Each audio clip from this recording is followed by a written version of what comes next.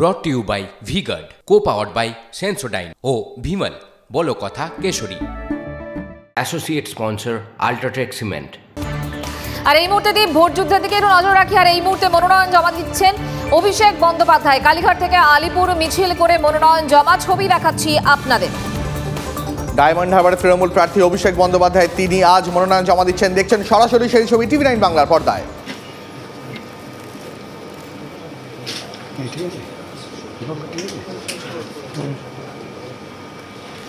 ছবি দেখাচ্ছি আপনাদের। মনোনয়ন জমা দিলেন অভিষেক বন্দ্যোপাধ্যায় ডায়মন্ড হারবার লোকসভা কেন্দ্রের তৃণমূল কংগ্রেসের প্রার্থী, তৃণমূল কংগ্রেসের second in command Abhishek Bandyopadhyay. কলকাতায় হেভিওয়েট এই প্রার্থীর মনোনয়নের ছবি দেখাচ্ছি আপনাদের।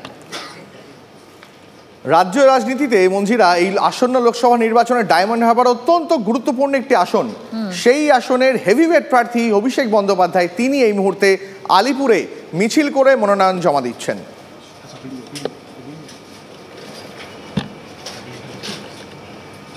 কালীঘাট থেকে মিছিল করে মনোনয়ন জমা।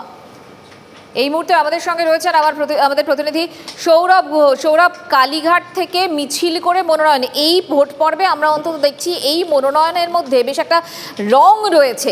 অভিষেক বন্দ্যোপাধ্যায়ের আজকের মনোনয়নে সেই রং কি আমরা খুঁজে পেলাম?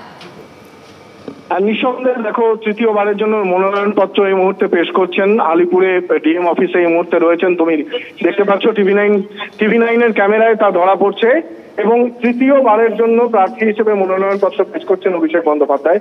মন্দিরা, তুমি যে রঙের কথা বলছিলে না, খুব স্বাভাবিকভাবে তৃণমূল কংগ্রেস দলে এই মুহূর্তে মমতা বন্দ্যোপাধ্যায়ের পরে সব থেকে আলোচিত নাম অভিষেক বন্দ্যোপাধ্যায়। খুব স্বাভাবিকভাবে বিরোধীদের একমাত্র টার্গেট তিনি, ঠিক তেমনি ভাবে দলের ভেতরেও কিন্তু সব থেকে বেশি আলোচিত এবং মমতা বন্দ্যোপাধ্যায়ের পর তারই সবচেয়ে বেশি গ্রহণযোগ্যতা। সুতরাং খুব স্বাভাবিকভাবে তার এই মনোনয়নকে ঘিরে যে পদযাত্রা, সেই পদযাত্রায় একটা যে রং লাগবে এবং সেই পদযাত্রায় যে একটা তৃণমূল কংগ্রেস কর্মীদের মধ্যে উন্মাদনা দেখা যাবে, সেটাই স্বাভাবিক ছিল এবং সেই স্বাভাবিক ছবিটাই ধরা পড়েছে। ডায়মন্ড হারবার লোকসভা কেন্দ্রের অন্তর্গত 7টি যে বিধানসভা, সেই বিধায়করা আজকে উপস্থিত আছেন, অন্যান্য কর্মী সমর্থকরাও কিন্তু এই মুহূর্তে কালীঘাটের রাস্তায় রয়েছেন অভিষেক বন্দ্যোপাধ্যায়ের এই মনোনয়নপত্র দাখিলকে কেন্দ্র করে। মন্ত্রীরা সৌরভ, আপাতত তোমাকে ধন্যবাদ। যখন আপনাদের দেখাচ্ছি অভিষেক বন্দ্যোপাধ্যায় মনোনয়ন জমা দিচ্ছেন, সেই সময় পাশাপাশি আজকে অন্য হেভিওয়েট প্রার্থীরাও মনোনয়ন জমা দিচ্ছেন। আজকেই মনোনয়ন জমা দিয়েছেন তাপস রায়, আজ মনোনয়ন জমা দেবেন অনির্বাণ গাঙ্গুলি এবং এই মুহূর্তে আপনি দেখছেন যে ছবি, অভিষেক বন্দ্যোপাধ্যায় ডায়মন্ড হারবার লোকসভা কেন্দ্রের তৃণমূল প্রার্থী তিনি মনোনয়ন জমা দিচ্ছেন।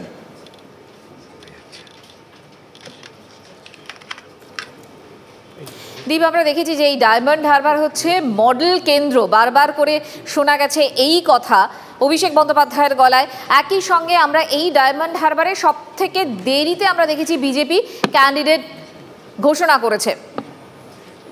নওশাদ সিদ্দিকী একটা সময় দাঁড়ানোর কথা বলেছিলেন, কিন্তু তিনিও ফাইনালি দাঁড়াননি এবং অভিষেক বন্দ্যোপাধ্যায় তৃণমূল কংগ্রেসের প্রার্থী ডায়মন্ড হারবার কেন্দ্রে। একই সঙ্গে দীপ, তুমি বলছিলেন। একই সঙ্গে আপনাদের দেখাচ্ছি তাপস রায় উত্তর কলকাতার বিজেপির প্রার্থী, তার মনোনয়ন জমা দেওয়ার ছবি আপনারা দেখতে পাচ্ছেন। পাশাপাশি বিজেপির প্রার্থী অনির্বাণ গাঙ্গুলি তার মনোনয়ন জমা দিতে যাওয়ার মুহূর্তের ছবি আপনাদের দেখাচ্ছি। এই মুহূর্তে 3টি ছবি একসঙ্গে আপনাদের দেখাচ্ছি। উত্তর কলকাতা ডায়মন্ড হারবার এবং বলতে গেলে মঞ্জিরা এখানে তাপস রায়, তার দিকেও তাকিয়ে রয়েছে বিজেপি।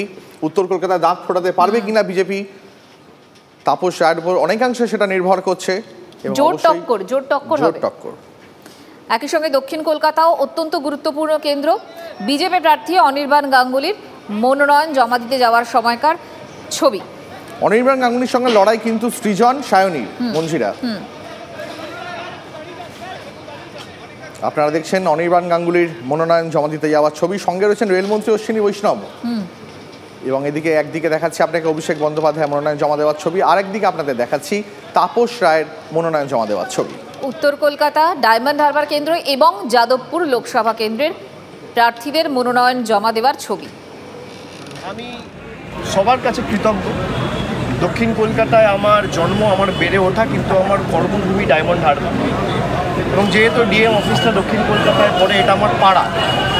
সুতরাং বাড়তি কিছু মানুষ যে উৎসাহ উদ্দীপনা দেখিয়েছে, আমি সকলের কাছে কৃতজ্ঞ। এবং মনোনয়ন জমা দেওয়া মানে শুধুমাত্র লড়াই বা নির্বাচনে প্রতিদ্বন্দ্বিতা করার একটা সুযোগ নয়।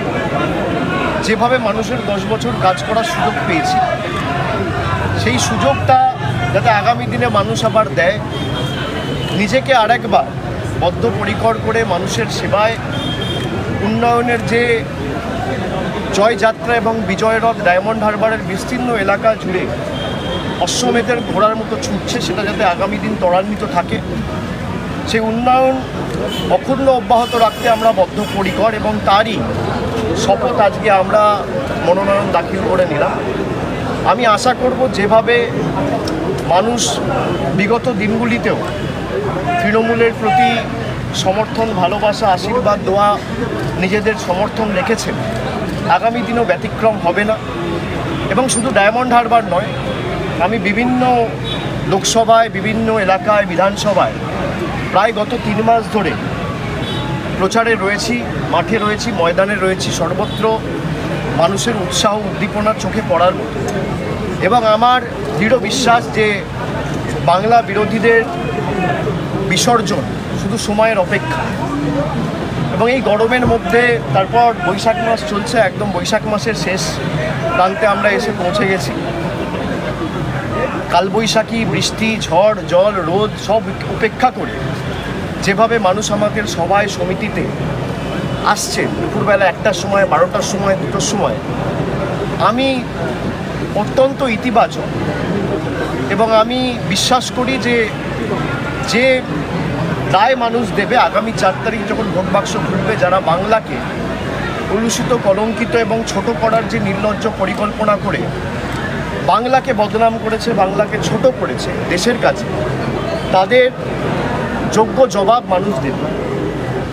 এবং আজকে আমি মনোনয়ন জমা দেওয়ার পর আমি ডায়মন্ড হারবারের মানুষের কাছে, মায়ের কাছে, ভাইয়ের কাছে, ডায়মন্ড হারবার আমার পরিবার, আমি হাত জোড় করে বিনম্র চিত্তে সকলের কাছে আবেদন করব, নিবেদন রাখব যে যেভাবে আমি আপনাদের 2014 সালে লোকসভায় প্রথমবার প্রতিদ্বন্দ্বিতা করার সময় কথা দিয়েছিলাম, 10 বছর আপনাদের বিপদে, আপনাদের দুঃখে আমার সামর্থ্য এখতিয়ার অনুযায়ী যেখানে পেরেছি, কোভিডের সময়, বিধ্বংসী ঘূর্ণিঝড়, বুলবুল, যশ, আমফান, বিভিন্ন সংকটের সময়, উৎসবের সময়, ঈদ হোক বা দুর্গাপুজো হোক বা কালী পুজো হোক, জগদ্ধাত্রী পুজো হোক, খেলা থেকে শুরু করে মেলা, সর্বত্র আমাদের প্রতিনিধিরা আজকে সব এমএলএরা আমাদের সাথে ছিল, জেলা পরিষদ মেম্বার থেকে পঞ্চায়েত সমিতির সভাপতি, টাউনের চেয়ারম্যান, কাউন্সিলর, গ্রাম পঞ্চায়েতের সদস্য, দলীয় পদাধিকারী। বিচারপতি অমৃতা সিনহার স্বামীর বিরুদ্ধে করা মামলা খারিজ সুপ্রিম কোর্টের। এফআইআর নিয়ে প্রশ্ন তুলে মামলা খারিজ সুপ্রিম কোর্টে। আরো বিস্তারিত জানবো সহকর্মী শ্রাবন্তী সাহার কাছ থেকে। শ্রাবন্তী, দেখো, যে মামলা যখন শীর্ষ আদালতে গড়িয়েছিল তখন রীতিমতো এই প্রশ্নটা উঠেছিল যে কোথাও গিয়ে কি এটা বিচারপতি অমৃতা সিনহা তিনি কি রাজনীতির শিকার হচ্ছেন। আজকের শীর্ষ আদালতের যে মন্তব্য তাতে কিন্তু সেই ইঙ্গিত আরেকবার স্পষ্ট হলো। শীর্ষ আদালতের বক্তব্য রাজ্যের উদ্দেশ্যে যে এফআইআর এর মধ্যে রাজনীতি কখনো টেনে আনবেন না, এটা কিভাবে করতে পারবেন, এটা গ্রহণযোগ্য নয়। রাজ্যকে উদ্দেশ্য করে মন্তব্য করেন বিচারপতি এবং আপাতত এই মামলার নিষ্পত্তি করে দিয়েছেন সুপ্রিম কোর্ট। অনেকটাই স্বস্তি বলা যেতে পারে বিচারপতি অমৃতা সিনহার। আপাতত তোমাকে ধন্যবাদ শ্রাবন্তী।